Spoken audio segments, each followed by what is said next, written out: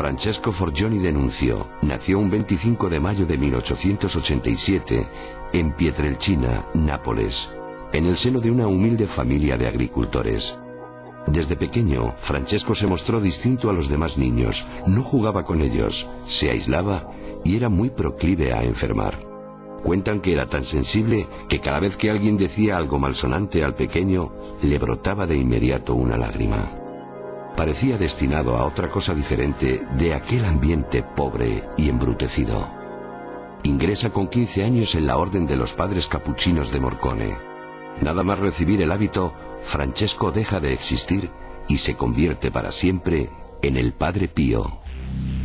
Es el año 1919 cuando surge por primera vez un sufrimiento que le marcará el resto de sus días. Ayer por la tarde me ocurrió algo que no sé explicar ni comprender. En medio de la palma de la mano apareció una mancha roja de 1 centímetro de diámetro, acompañada de un intensísimo dolor. En la mano izquierda el dolor es mayor, hasta el punto de que todavía sigue atormentándome. Bajo los pies también lo siento. Ahora me queman las manos, los pies y el corazón, como si un hierro al rojo vivo me los acuchillara. En tiempos de la Primera Gran Guerra, las derrotas militares se pagaban. Raffaele Cardona, general en jefe de los ejércitos italianos, había fracasado y se disponía a poner fin a su vida cuando una presencia le disuadió. Un escuálido fraile se materializó en la estancia y le murmuró: vengo de parte de Dios. Él lo sabe todo y lo puede todo. No cometa tal locura. El general Cardona no daba crédito a lo que había ocurrido ante sus ojos. Años después, cuando acudió al convento de Nuestra Señora de las Gracias en San Giovanni Rotondo a conocer a un cura del que toda Italia decía que obraba milagros, resolvió el enigma de aquella extraña aparición.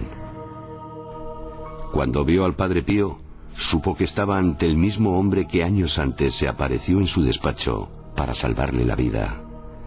Investigaciones posteriores revelarían que en el mismo momento en el que estaba salvando al general, se encontraba dando misa ante decenas de personas que así lo atestiguaron. El fraile había realizado la primera de las muchas bilocaciones que tendría a lo largo de su vida. La leyenda del capuchino se extendía como la pólvora a la par que sus estigmas a los que la medicina no tenía respuesta. Un día tras otro el Padre Pío abandonaba su celda para oficiar misa con sus castigadas manos protegidas por unos guantes.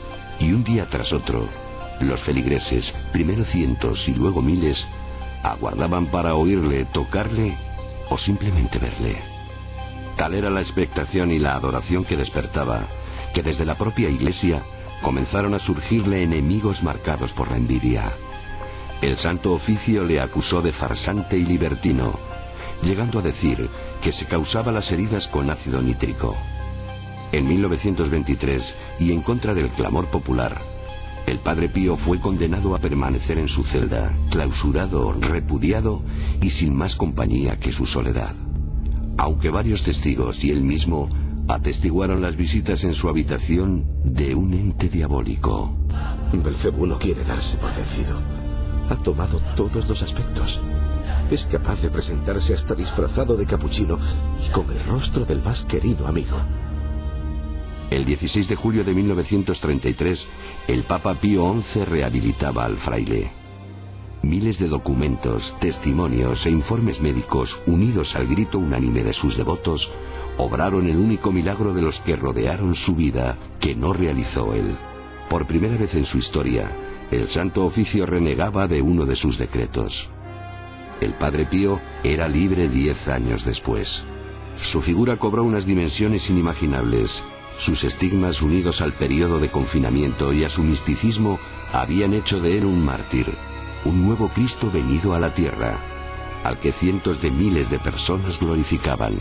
Los creyentes aguardaban durante días para poder confesarse con él. Inexplicablemente, el fraile entendía todas las lenguas pese a no haberlas estudiado, y era sabedor de todos los pecados de sus fieles, hasta de los que se callaban. Pero no fue lo único que adivinó. Vaticinó la Primera Guerra Mundial y la participación de Italia, y fue más allá, llegando a poner fecha a su propia muerte. Moriré cuando termine en la cripta donde quieren que sea enterrado. El 22 de septiembre de 1968, la obra se consumó. Horas después, el Padre Pío fallecía. Riadas de compungidos fieles acudieron en masa a darle el último adiós. Años más tarde, en 1999, 300.000 peregrinos se congregaban para presenciar su beatificación, convirtiéndose esta en la más numerosa de la historia. En 2002, Juan Pablo II canonizó a Pío de Pietrelcina gracias a un milagro póstumo. Ocurrió 2 años antes en Casa Solievo, el hospital que el capuchino fundó. Mateo Colella, un niño de 7 años aquejado de meningitis, estaba desahuciado por los médicos. Tenía 9 órganos vitales inutilizados. Su muerte era cuestión de horas. El niño despertó del coma. Mateo aseguró haber visto a un misterioso anciano con hábito marrón y barba blanca que le dijo: No te preocupes, pronto te curarás.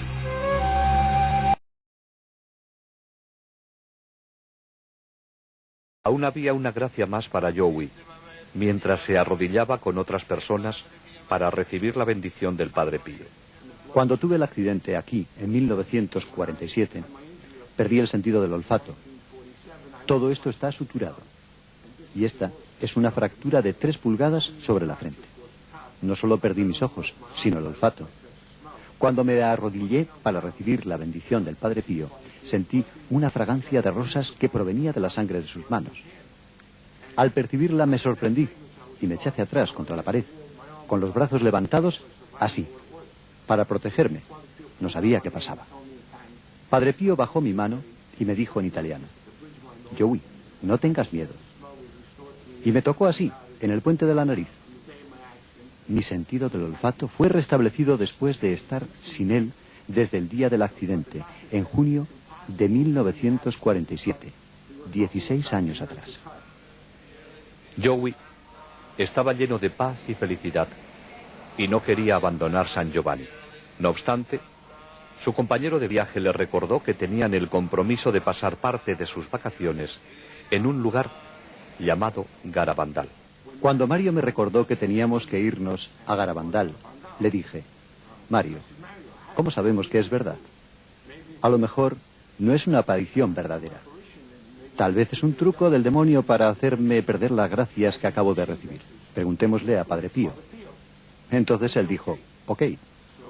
Siempre habíamos tenido una magnífica acogida por parte de los religiosos con los que residía Padre Pío, así que fuimos donde estaban ellos y les dije: quisiera hablar con Padre Pío, ¿es posible? Y el religioso dijo: oh sí, Joey. Hicimos las maletas y volvimos más tarde, ese día, para encontrarnos con Padre Pío en el claustro. Al arrodillarme, le dije al Padre Pío: ¿es cierto que la Virgen se está apareciendo a 4 niñas en Garabandal? Y él dijo: sí. Dije entonces: Padre Pío, ¿debo ir allí? Y él dijo: sí, ¿por qué no? Y así es como ocurrió. Debido a que Padre Pío me aseguró que la Virgen se estaba apareciendo allí, dándome su autorización para ir, no tuve miedo y fui. La primera de muchas visitas de Joey Lomangino a Garabandal fue en febrero de 1963. En aquellos días, especialmente durante el invierno, una de las únicas formas de llegar al pueblo era en carreta de bueyes.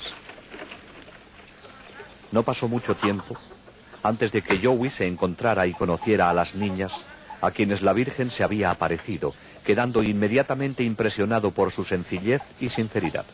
Conchita habría de convertirse en una buena amiga. Joey se quedó también impresionado por el mensaje y sintió la necesidad de hacerlo conocer.